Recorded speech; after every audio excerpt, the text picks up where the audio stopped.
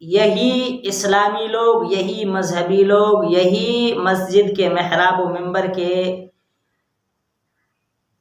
سنبھالنے والے لوگ اس کو ٹھیک معنوں میں استعمال کریں گے، کر سکتے ہیں۔ اور ہمیں ہمارے جس طرح دنیاوی دینی معلومات، دینی کام ہمارے اچھے انداز میں انہوں نے ان کا تحفظ کیا ہے، اسی طرح ہمارے دینی معاملات کا بھی، دنیاوی معاملات کا بھی وہ تحفظ کریں گے۔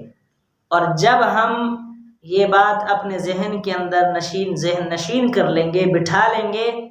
تو اس دن پاکستان ترقی کرے گا، اصل تبدیلی آئے گی، اور پاکستان دنیا کے اندر جس طرح پاکستان کا دینی لحاظ سے